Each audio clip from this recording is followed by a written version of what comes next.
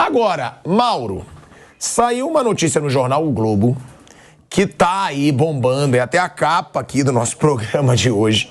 Quem fez? Foi o Raul? Não, a capa é o Bruno. É o Bruno Landi que faz. Ele sabe também buscar o clique, né? Assim, mas quem inspira o Bruno Landi é o Raul. É o Raul Oliveira. Eu vou fazer a defesa. É o nosso supervisor, gerente geral e coordenador, Raul Oliveira. Passa perto do colega, o cara se inspira.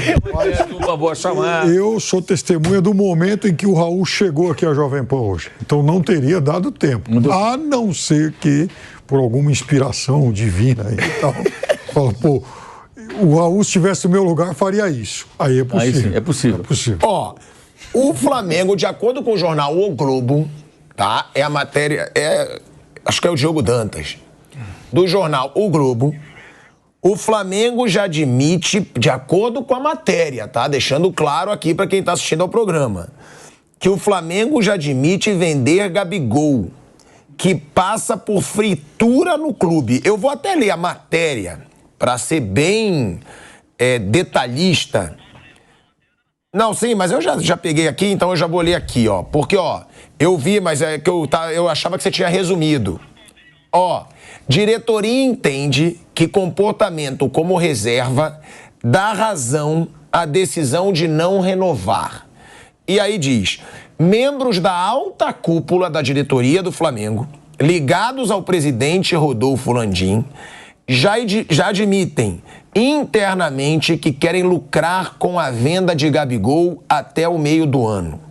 Com a renovação travada, após a alta pedida do jogador de 54 milhões de reais, entre aumento e bonificações, o Flamengo aguarda oferta para que o camisa 10 gere uma boa compensação financeira. O contrato atual, ainda de acordo com a matéria, eu estou lendo a matéria na íntegra, vai até dezembro e o jogador pode assinar com outro clube no meio do ano. Para não dizer que perdeu o Gabigol, olha aí, ó.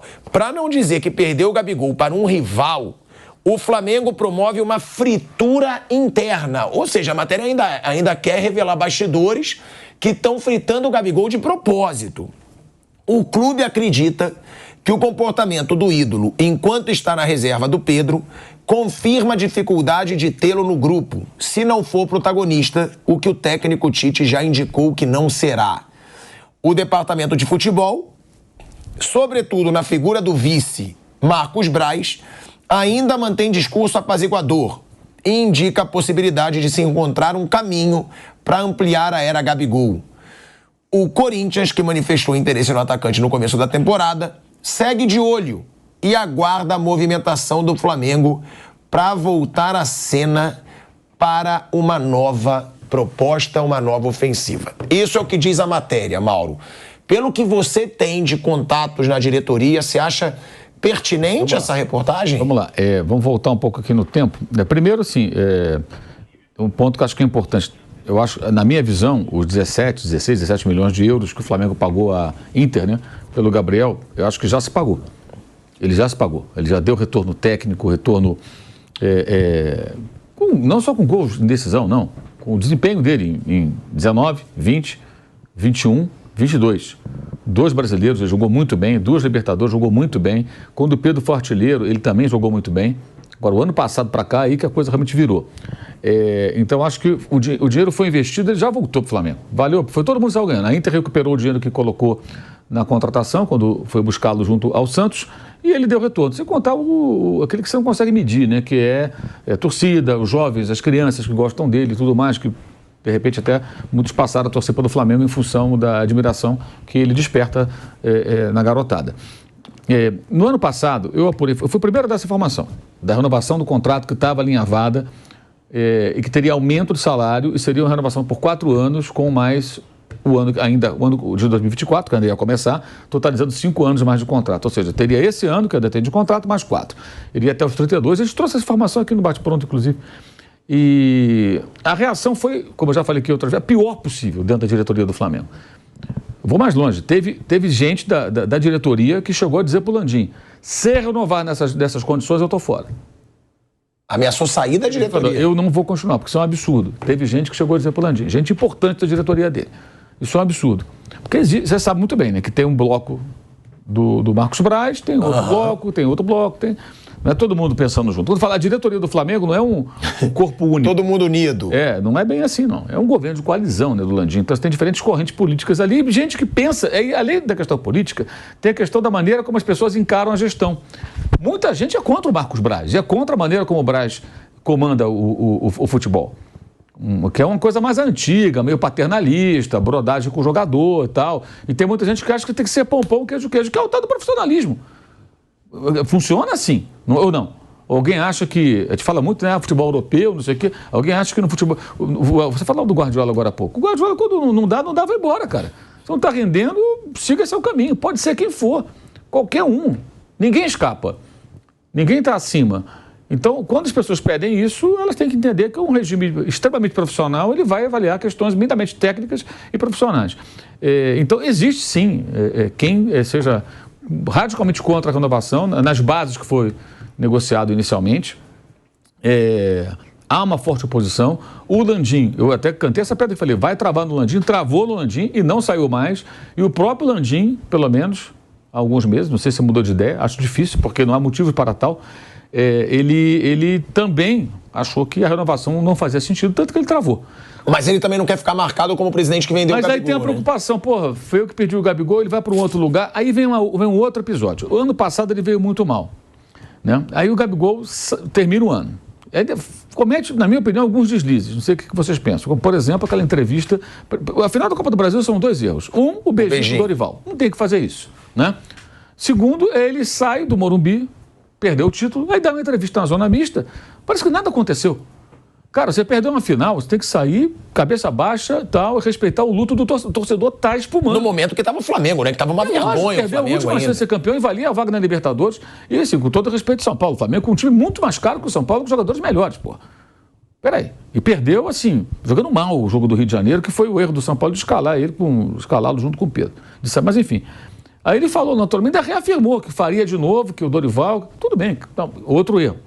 Aí ele faz uma participação lá no podcast, aí flerta com o Corinthians, com a torcida do Corinthians. Você imagina o Cássio flertando com a torcida do Flamengo? Você acha que a torcida vai gostar? Não. Você fala assim, que legal, o Cássio elogiando a torcida do Flamengo. Lógico que não. Então ele ainda teve isso. Então assim, isso vai gerando um desgaste com uma parte da torcida dentro do clube, exceto com aqueles que são gabizetes, né? Que são os seguidores incondicionais, que acham que a plaquinha vai ser levantada de novo, que o 99 vai voltar, essa coisa toda. Só que o fato novo... 99? 2019. 2019. Só que o fato novo é o quê? A temporada começou e nada mudou. Ele treinou nas férias, ele parece que está mais em forma física, o shape é outro e tal, mas não mudou, Thiago. Não mudou, ele está jogando mal. Ele entra em campo, não acontece nada. Ele começou 2 jogos, fez gols, mas não foram grandes atuações, com times mais fracos, né? Ele sai do banco, não acontece nada. Mas aí o jogo o time já está mexido, o adversário também já está mais cansado, o placar já está 2-0, se encontra algumas facilidades. Nada está acontecendo. Então, o que acontece hoje? Eu acho que me parece, aí é uma conclusão minha, que esse receio de perder o Gabriel para um outro time e tudo mais, ele diminui em função do quê? Alguém pode afirmar que o Gabriel vai jogar como jogou antes? Assim, cravar, com toda certeza? Não dá. Porque, assim, mas idade para isso ele tem, né? Essa é a questão. Acho que a grande dúvida para mim é o seguinte, o que está acontecendo com esse rapaz? Ele tem só 27 anos. É um ocaso precoce? É um o que vai acontecer? Um ocaso, final, assim, chegou no fim da linha. Eu tenho medo de ser a mesma situação, quer dizer, a mesma, que eu não estou comparando o nível, pelo amor de Deus, do Neymar. De virar popstar, gostar de ser popstar e desvirtuar um pouco da bola. Mais ou menos que o Ronaldinho Gaúcho tinha na última temporada do Barcelona. E aí... Você olha 2006. A semelhança. O Ronaldinho gostava de coisas ainda do futebol, o Neymar também, o Gabriel também, com essa coisa de querer ser trapper e tal. Bararé. Então você vê que são caras que não estão só concentrados no futebol, eles gostam de ter uma vida fora ali e tal, que, sei lá, talvez tire a concentração. É difícil dizer se ele vai voltar. Porque o que me chama a atenção é que ele está tentando, claramente ele quer. Ele treina, ele chega, ele corre, ele quando não consegue fazer uma jogada, você percebe que ele fica irritado, mas não está conseguindo, gente. No Campeonato Carioca, contra os pequenos, contra o Fluminense, ele entrou, estava 2-0, pô. Era a hora, né, de aproveitar e meter mais um gol aqui no Fluminense e tal. Nem conseguiu fazer nada aconteceu. O Arrascaeta que quase fez um gol no meio campo, mas ele estava ali, Então, assim, não está acontecendo nada. Então, eu acredito sim que mais pessoas comecem a pensar, cara, agora vai vender para quem? Vender para quem? O Vampeta falou isso, eu acho que vende fácil. Pra quem vai pagar? Essa é a questão. Agora tem um outro detalhe. Acho muito difícil que a renovação aconteça nas bases que ele pediu, porque nada justifica, cada vez menos. Ele quer 2 milhões de salário por 4 anos, não é isso? Era mais ou menos isso, né? Algo próximo. Mas ele ainda quer um valor de compra. Isso que piora a situação. Isso acho que não vai acontecer. Porra. Seria uma loucura, né? Se já era uma loucura antes, agora menos ainda. Agora, tem uma coisa na matéria que me chama a atenção, que é assim, ele está sendo fritado. Como que ele está sendo fritado? Por quem que ele está sendo fritado? Ninguém está fritando o Gabriel, ele está se fritando sozinho, gente. Né? Estão usando esse discurso do Tite para dizer que é fritura. Não é fritura. Não é fritura nenhuma. O Tite deixou claro ali, eu não quero o individualismo. Ele entra todo jogo. Todo jogo ele entra. Se ele fosse fritado, o Tite ia fazer assim, Gabriel fica no banco. Não entra nesse jogo, entra com 3 minutos. Agora eu vou tentar o Bruno Henrique de centroavante para tirar um pouco o Pedro. Ou busca alguém da base lá e põe lá, não põe. Isso é fritura. Pô, vem cá, o Gabriel está no banco, por que ele não entra? Ele entra todo jogo. E nada justifica ele ser titular e sair o Pedro. Ou tirar um outro jogador para ele jogar junto com o Pedro. Nada. Ele não está se impondo para ganhar a posição. Nem o Bruno Henrique. Então está sendo fritado também o Bruno Henrique? Não. O Cebolinha está jogando mais do que ele. Pode ser que amanhã o Bruno Henrique ganhe a posição, joga no lugar do Luiz Araújo, no lugar do Cebolinha, sei lá, no lugar de quem. Mas você tem que entrar em campo para jogar bem. Sempre foi assim no futebol, né? O cara que está no banco, ele ganha a posição quando? Ele entra lá, joga bem, o técnico começa a ver, cara, eu tenho que botar esse cara no time, ele está jogando melhor do que o outro. Então ele vai arrumar um jeito. O Bruno Henrique não tem jogado tanto para pedir passagem, e o Gabriel menos ainda. Então eu só não concordo com essa questão da fritura, que eu não consigo identificar que fritura é essa. O Tite está sendo correto com relação a isso. Está botando quem está jogando melhor. Mas você acha que realmente já há um interesse de vender para fazer dinheiro com o Gabigol? Eu acho que o Marcos Braz não gostaria de vender. O Landim, acho que deve ter o receio ainda. Mas dentro da diretoria, certamente tem gente que... Isso aí é uma informação. Tem gente que venderia correndo se aparecesse uma proposta. É que o Corinthians nunca fez proposta, né? Ficou só no farol. Até tem uns malucos aí que dizem que eu sugeri a troca do Alberto pelo Gabigol. Eu nunca sugeri isso. Na realidade, a gente estava discutindo aqui sobre esse assunto, o Flávio estava no programa, né? E a gente, no meio do debate, vendo cá, como é que o Corinthians poderia fazer uma proposta pelo Gabriel se ele não tem dinheiro? Falaram, o único jogador que o Corinthians tem que ter um valor de mercado é o Alberto, que custou 20 milhões de euros, é 5 anos mais jovem e também é atacante. Isso se o Corinthians tiver os direitos dele, que eu não sei se é dele, se é do... Você deu uma possibilidade, você não sugeriu. Isso, exato. Foi o único nome que nós chegamos aqui no debate, a conclusão de que poderia ser assim, olha, eu te dou o Roberto mais um dinheiro, sei lá o quê, para ter o Gabriel. Porque dinheiro não tem. Não tem dinheiro para fazer proposta. Uma proposta pelo Gabriel, que é um jogador caro, né? Para tê-lo agora. No meio do ano, não. Pode fazer um pré-contrato e tê-lo no ano que vem. Outra história. Mas você vai ter que comprometer uma receita alta, né? Agora, contratar o Coronado, segundo o próprio Corinthians, custará o pacote, né? 2 milhões por mês. 37 milhões. Então, não duvido nada que o Corinthians faça uma proposta para ele para o ano que vem, como essa. Que aí, para o ano que vem, ele sai livre. Agora, é uma decisão difícil. O Flamengo vai ter que tomar. Renova, não renova? Talvez fazer uma proposta menor. Porque tem isso, né, Mauro? Tem que vender no meio do ano se não for ficar com o Gabigol. Porque senão ele vai embora de graça no fim do ano. Esse é o negócio. A questão é para quem? Alguém apareceu aqui que pague quanto ele quer ganhar, que é caro, e pague algum dinheiro pro Flamengo. Vamos lá, o Vampeta falou isso. Eu acho, não sei se vocês concordam, eu acho que o Palmeiras adoraria tirar o Gabigol do Flamengo. Imagina pra Leila. Tirei o Gabigol do Flamengo. E o centroavante do Palmeiras é o Flaco Lopes, que é menos jogador que o Gabigol. Eu não sei se... Vocês não acham que seria... O perfil se combina muito com o perfil do elenco do Palmeiras, não. Que o Abel pode não querer um estrelão pra acabar com o que ele fala que é o coletivo. Que o Abel é bem tipo Tite, né? O perfil do elenco do Palmeiras não tem muito é low profile. Essa pegada aí do Gabriel, que é popstar, né? Que tem um lado bom aí dele e tal. Quando tá jogando bem, é ótimo. Gera mídia, gera dinheiro. A grande questão é o seguinte, é isso que eu não concordo com a matéria, assim, não é que eu não concordo com a matéria do Diogo, eu fico perguntando, onde está a fritura? Porque que fritura é essa? O cara treina, entra todo jogo, mas não joga bem, porque não está sendo fritado. Ele que não está conseguindo render. Ele está se fritando. Ele que está se fritando, por mais que ele até queira, ele demonstra até mais interesse do que ano passado, parece mais engajado, mais afim, né, mas... É isso que me deixa uma grande pergunta. Quer dizer, o cara entra, ele está afim, o time está melhorando, ele não rende. O que será que acontece? E aí lembrou bem que o Piperno, o Ronaldinho, chegou na cidade mais ou menos. Depois teve lá o Brilharé com o outro.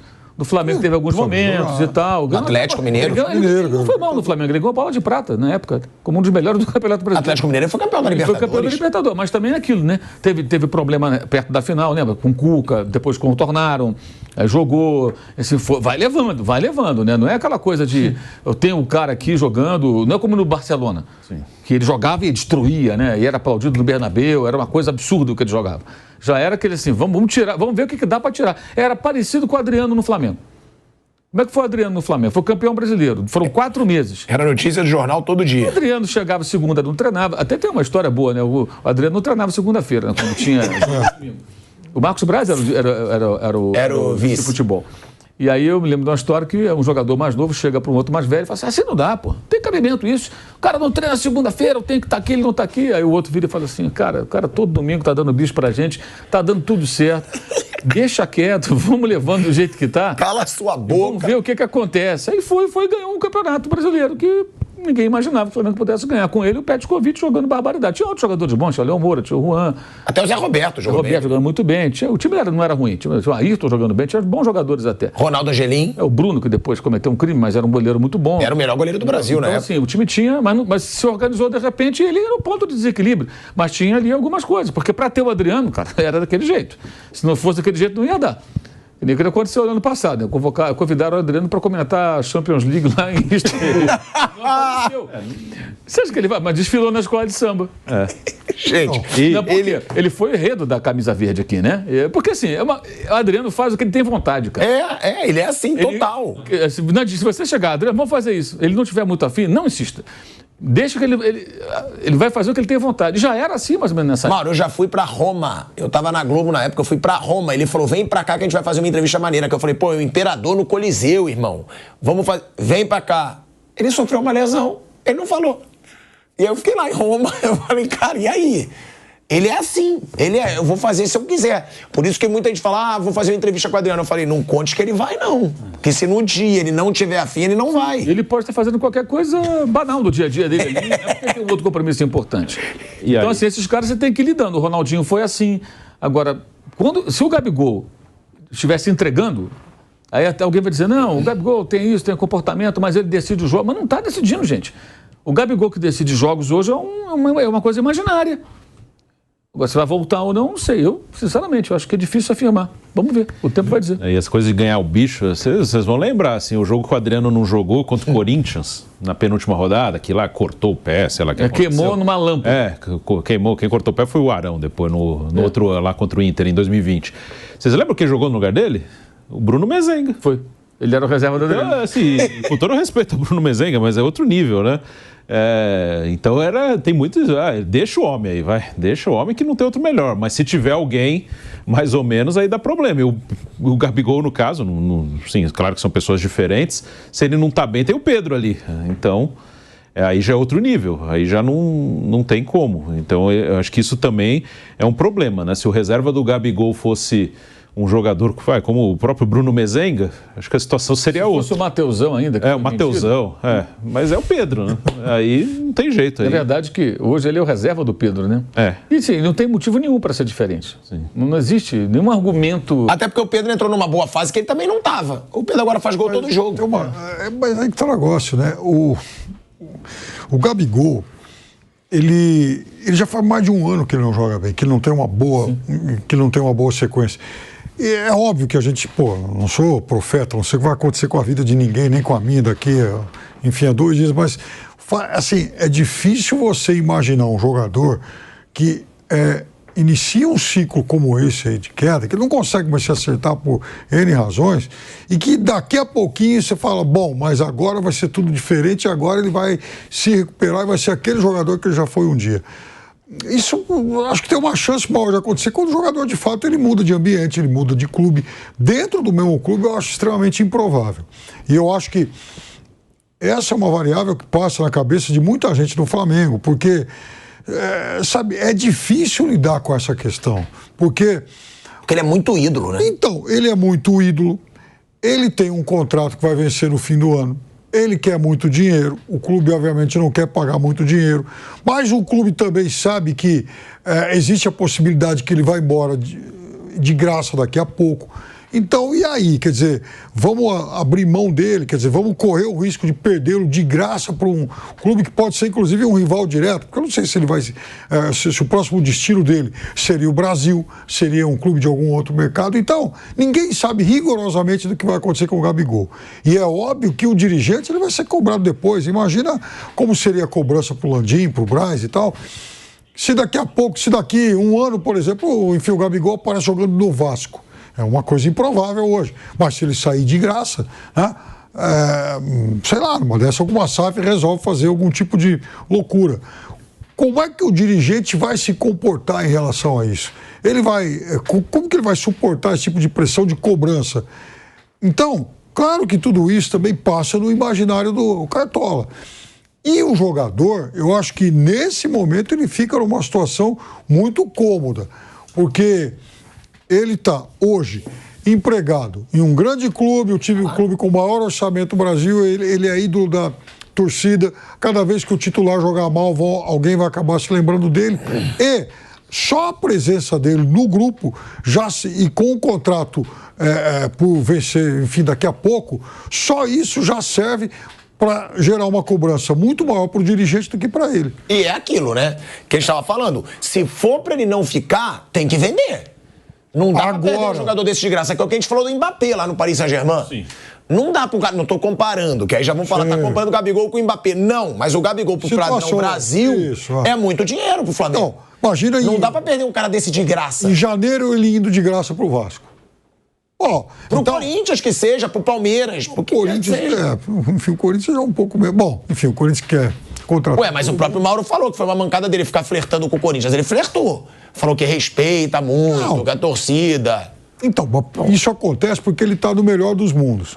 Se ele ficar de boca fechada no Flamengo, só a presença dele já vai servir de cobrança lá para a direção tomar algum tipo de atitude. A direção, ela, só de olhar para ele, já está todo dia pressionada, porque ela não sabe o que é melhor para a direção do Flamengo hoje. Renovar com o Gabigol ou deixar amanhã depois ele ir embora de graça? É difícil responder isso. A situação do Cartola hoje, do dirigente do Flamengo, ela não é cômoda em relação a esse tema.